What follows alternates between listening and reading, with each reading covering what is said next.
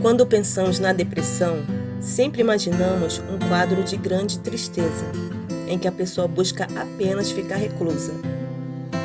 No entanto, se engana quem pensa que este quadro é único. Existem diversos subtipos de depressão.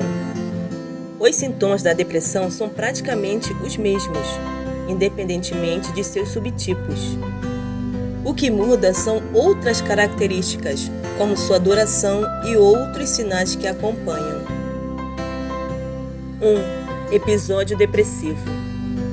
Um episódio depressivo costuma ser classificado como um período de tempo em que a pessoa apresenta uma alteração em seu comportamento. Uma pessoa passando por um episódio depressivo apresenta sintomas da síndrome depressiva, como humor deprimido, falta de energia, falta de iniciativa e vontade, falta de prazer, alteração do sono, alteração do apetite, lentificação do pensamento e lentificação motora. Esses quadros tendem a ter uma duração mais curta, de até 6 meses, sem uma intensificação dos sintomas. 2. Transtorno depressivo maior. No entanto, se engana quem pensa que este quadro é único. Existem diversos subtipos de depressão. Este quadro costuma iniciar-se mais tardiamente na vida, após os 30 anos de idade, e responde melhor ao tratamento com medicamentos. Normalmente, o transtorno depressivo maior é um quadro mais grave e também tem grande relação com a herança genética. Nele, há uma mudança química no funcionamento do cérebro, que pode ser desencadeada por uma causa física ou emocional. Por isso, é importante encontrar a causa central dela, para que o tratamento seja mais efetivo. 3. Depressão bipolar. As fases de depressão dentro do transtorno bipolar também são consideradas um subtipo de depressão. Existe a depressão bipolar tipo 1, que é intercalada com episódios de euforia, a chamada mania, e a tipo 2, na qual os episódios fora da depressão têm uma euforia um pouco menos intensa. Os sintomas apresentados na fase de depressão são os mesmos de um episódio depressivo.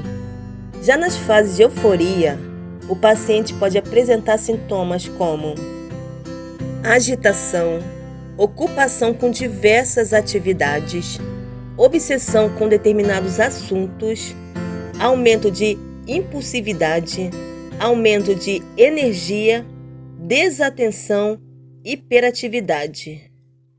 A pessoa com quadro de mania geralmente acha que está bem e saudável. Casos de tipo 1 podem levar a uma ativação do cérebro tão evidente que culmina em quadros com delírios de grandeza. Nos transtornos bipolares do tipo 2, essas fases costumam ser mais leves. 4. Distimia. A distimia é um transtorno depressivo mais leve, porém persistente.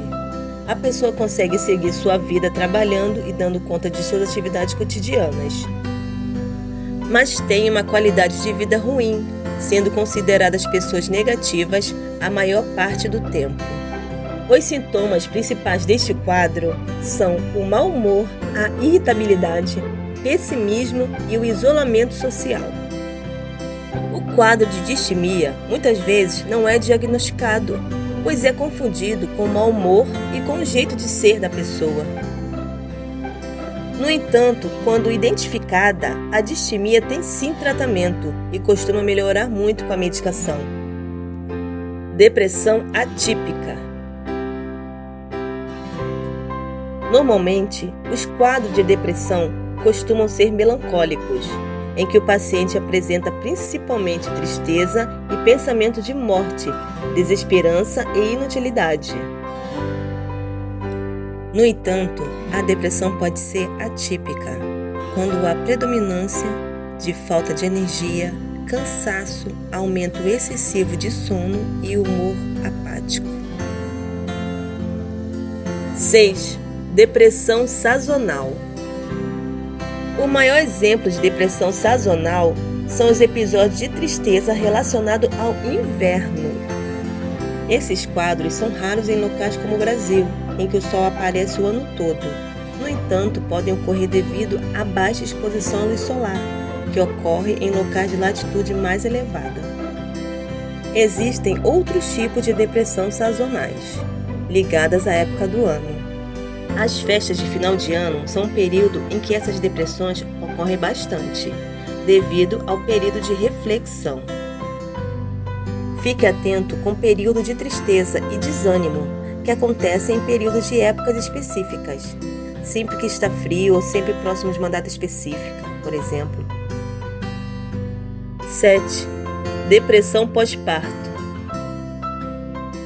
A depressão pós-parto é um tipo específico de depressão com causa definida, devido à queda dos níveis hormonais da gestação. Durante a gravidez, o corpo entra em um equilíbrio hormonal muito grande. E a grande queda dessas substâncias podem levar o corpo a se ressentir, reagindo com um quadro depressivo. 8. Depressão psicótica. A depressão psicótica alia os sintomas de tristeza a outros menos típicos, como delírios e alucinações. A pessoa tem ideias convictas de que está em ruína ou que o corpo está apodrecendo, por ter alucinações nas quais escuta vozes depreciativas ou vê vultos da morte vindo para levá-la. Esse é considerado um tipo de depressão grave, mas costuma ser raro. No entanto, qualquer pessoa pode desenvolvê-lo, e não só quem tem histórico de psicoses na família.